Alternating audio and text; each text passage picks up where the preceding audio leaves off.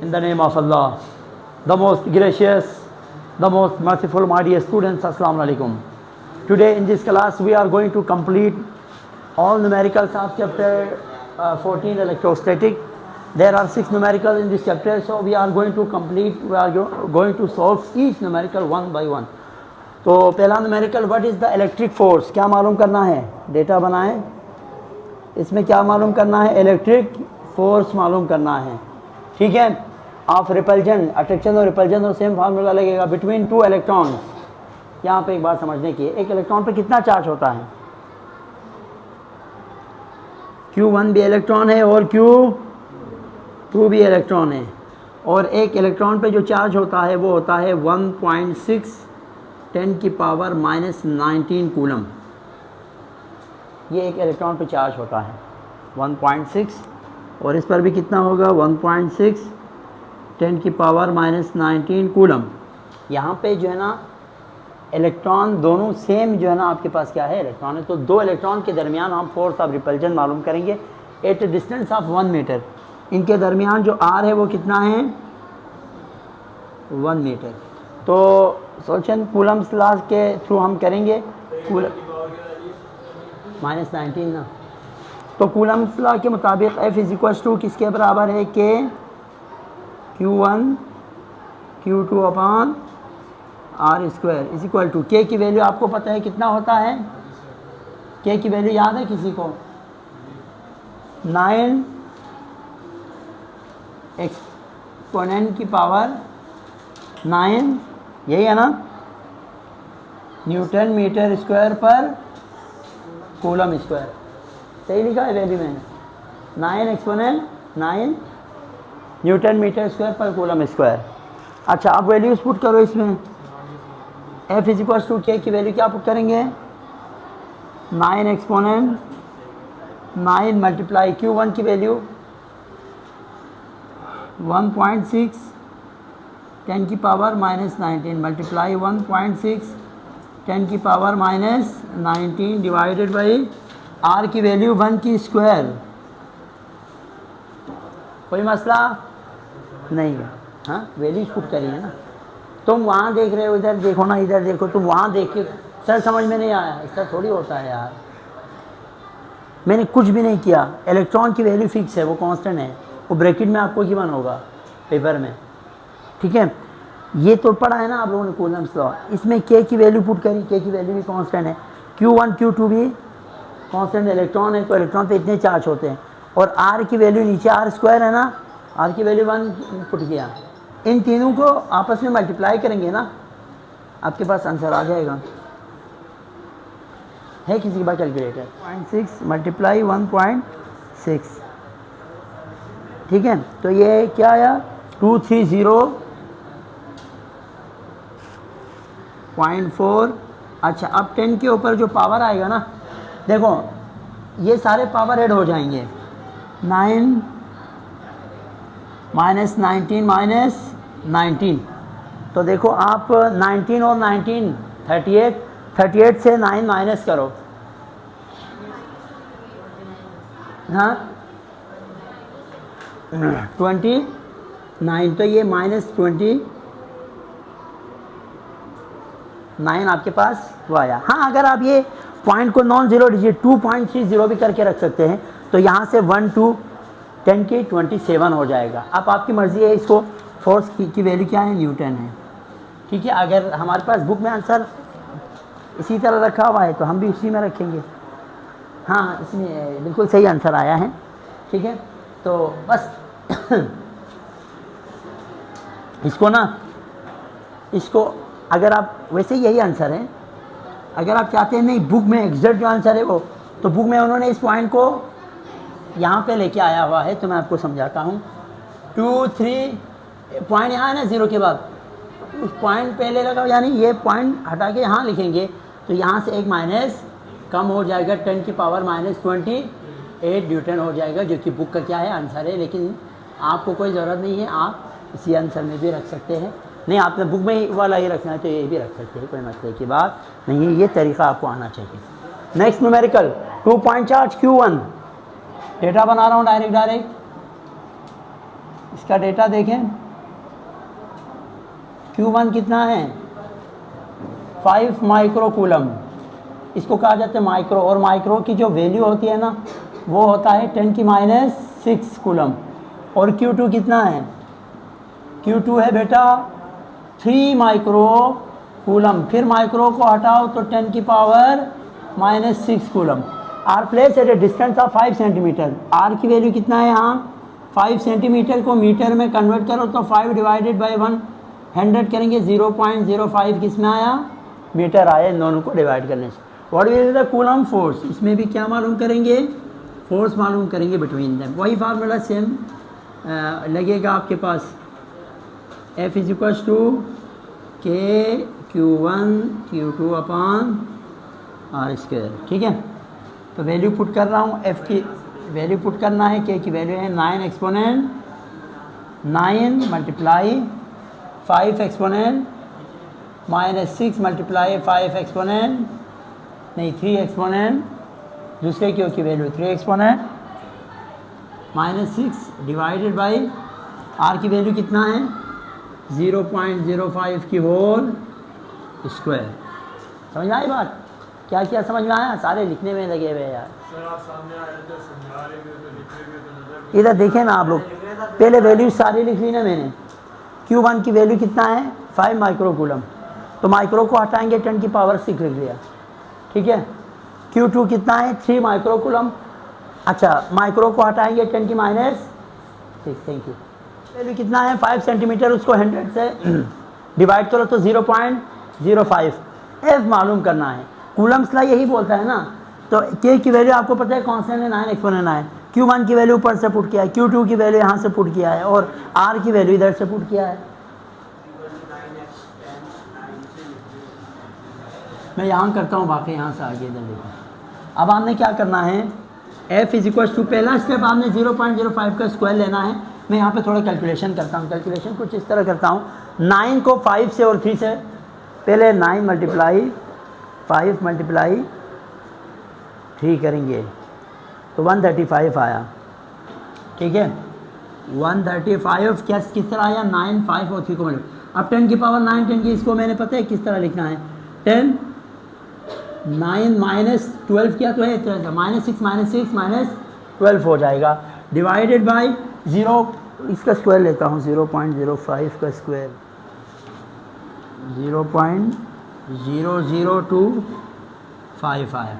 अब यहाँ पे करता हूँ देखो, अच्छा 135 10⁻⁹ से 12 निकालो तो क्या हो जाएगा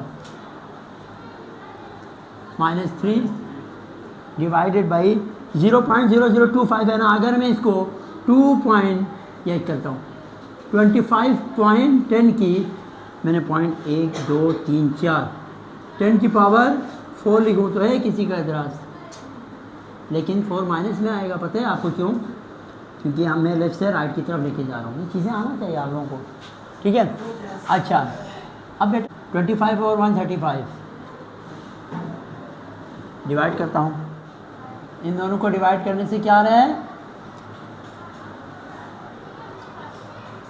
5.4 आ रहा है। 10⁻³ से 4 1 यहाँ आ जाएगा, 10 ही लिख सकते हैं। इन दोनों को आपस में मल्टीप्लाई मारेंगे तो क्या होगा 5.4 मल्टीप्लाई बाई 10 54 हमारा बेहतरीन आंसर आया है, जिसको कोई रिजेक्ट ये इसका आंसर आया माय डियर स्टूडेंट्स। दो numericals, if 2 micro coulomb charge is placed, ये बहुत ही सिंपल है। चार्ज की वैल्यू गिवन है, इसमें डेटा देखें, डेटा क्या है चार्ज Q, इस दफ़ा Q की वैल्यू है 2 माइक्रो कूलम। माइक्रो की वैल्यू किसके बराबर है, माइक्रो किसके बराबर है यार 10⁻⁶ coulomb. Charge is place in the field of, field से मुराद E है इलेक्ट्रिक फील्ड। इलेक्ट्रिक फील्ड कितना गिवन है 3.42 10⁻11 न्यूटन पर coulomb. What will be the force, इसमें जस्ट फोर्स मालूम करना है। शायद इसके फार्मूला मुझे पढ़ाना था वैसे इलेक्ट्रिक फील्ड इंटेंसिटी के नाम से, खैर वो मैं किसी बातों में कंप्लीट कराऊंगा। तो electric field intensity can be define as force on unit positive charge in an electric field. Electric field में एक पॉइंट चार्ज पे जितनी फोर्स लगती है पॉइंट चार्ज से मुराद स्मॉल चार्ज, इसका साइज़ बहुत छोटा है, उसको पॉइंट चार्ज कहते हैं। तो मालूम करना है, तो इसको हम यहीं पे ही कंप्लीट कर लेते हैं। अच्छा, आप लोगों की कन्फ्यूजन को दूर करने के लिए हम यहाँ पे थोड़ा सा लाइनों का इस्तेमाल करेंगे। ये न्यूमेरिकल, ये पूरा पार्ट ये इसमें हिस्से में आ जाएगा, इसका डेटा यहाँ बना, सॉल्यूशन यहाँ होगा। अच्छा, याद रखिए electric field intensity can be defined as charge force per unit charge, ये फार्मूला है, लेकिन हमने फोर्स मालूम करना है, तो F is equals to E multiply Q हो जाएगा। ठीक है, तो F is equals to E की वैल्यू क्या है 3.4 टू 10 की पावर 11 मल्टीप्लाई Q की वैल्यू क्या है 2 10 की -6, यानी E और Q की वैल्यू मैंने पुट कर दी। ठीक है, फार्मूला ये है इलेक्ट्रिक फील्ड इंटेंसिटी। अच्छा, electric field intensity can be define as E, ये मैंने समझाना था, फोर्स पर यूनिट चार्ज। देखो ये एक चार्ज है ना, इसके गिर्द फील्ड मौजूद होता है, दूसरा चार्ज आप यहाँ लेके आएंगे ना, इस पर फोर्स लगेगी, तो इस पर लगने वाली फोर्स को कहा जाता है इलेक्ट्रिक फील्ड इंटेंसिटी, जिसका फार्मूला ये है। तो Q इस साइड पे लेके आएगा, तो F is equal to EQ हो जाएगा। E की वैल्यू पुट करी, Q की वैल्यू पुट करी, दोनों को मल्टीप्लाई करो तो आंसर आ जाएगा। यानी F इज इक्वल टू, कैसे मल्टीप्लाई करेंगे, मैं पहले 3.42 को 2 से मल्टीप्लाई कर रहा हूँ, 3.42 मल्टीप्लाई 2 6.84 आ रहा है, मल्टीप्लाई 10 के 11 और 6, 10 11 -6, 11 से 6 निकालो,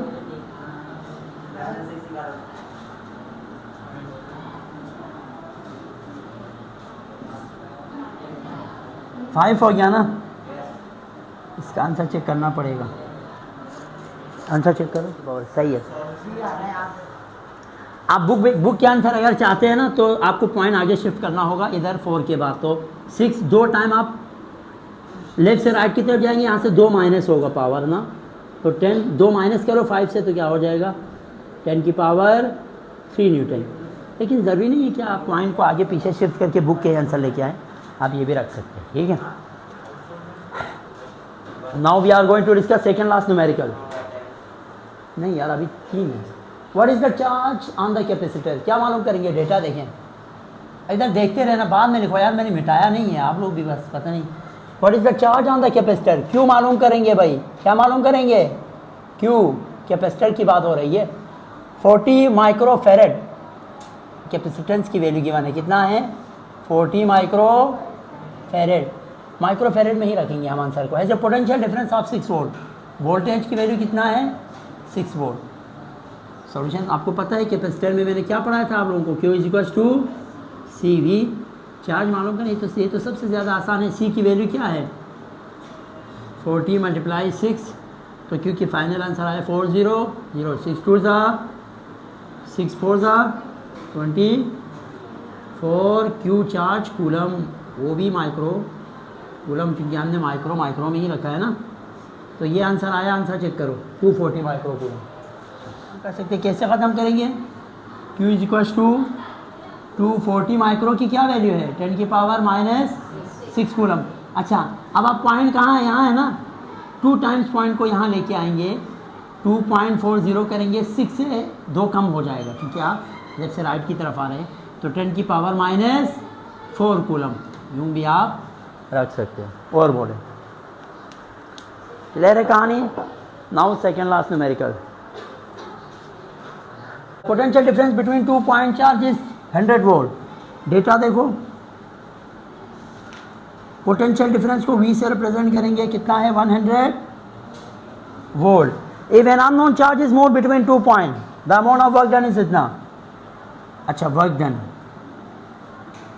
कितना है 500 joule. Find the amount of charge, क्यों मालूम करना है, पोटेंशियल डिफरेंस का फार्मूला लगेगा इसमें। सॉल्यूशन देखो, इसका भी सिंपल है। According to the definition of potential difference can be defined as work done on unit positive charge to move it from infinity into the electric field, is known as potential difference. amount of work done on unit positive charge to move it from infinity into the potential difference, ये Q है, इस known as V को define करेंगे। तो W की value put, अच्छा मालूम क्या करना है, चार्ज मालूम करना है, तो ये एक्सचेंज हो जाएगा, Q is equal to W over V, Q is equal to W की वैल्यू कितना है 500 डिवाइडेड बाई 100, 2020 कट, Q की वैल्यू क्या आ गई 5 कूलम। ये रहा आप लोगों का answer 5 coulomb.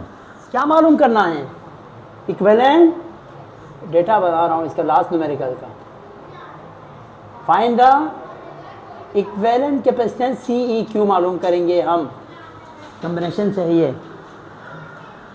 When up 4 3 and 2, C1 की वैल्यू क्या है लेना है, याद रखो, देखो सीरीज कॉम्बिनेशन है या पैरेलल कॉम्बिनेशन है, सीरीज कॉम्बिनेशन। अब सीरीज कॉम्बिनेशन है तो सीरीज लिखा हुआ है ना, कनेक्टेड इन सीरीज, तो इसका पता है कौन सा फार्मूला लगेगा, 1 over C equivalent is equal to 1 over C1 plus 1 over C2 plus 1 over C3, ये वाला फार्मूला लगेगा जो हमने कल डिराइव किया था, अगर आप लोगों को कुछ याद हो तो। ठीक है, अब वैल्यूज पुट करो, 1 over C equivalent is equal to 1 over C1 की वैल्यू क्या है 4 प्लस 1 ओवर C2 की वैल्यू क्या है 3 प्लस 1 ओवर C3 की वैल्यू क्या है 2। अच्छा,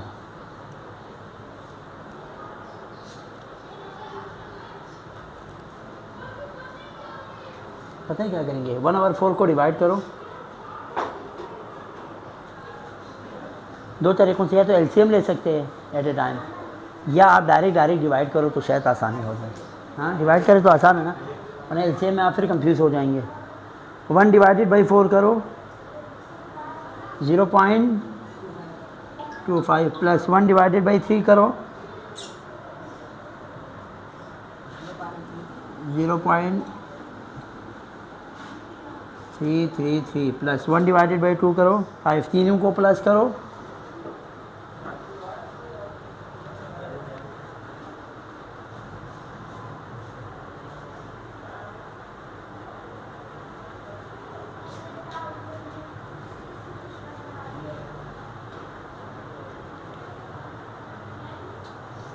क्या आ रहे 1.08 आ रहे।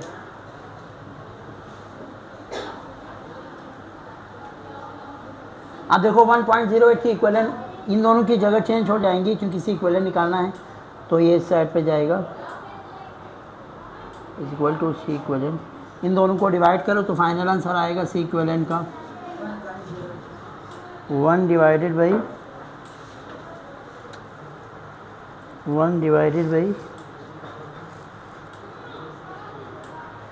0.92 माइक्रो फेरेड, ये आंसर आया।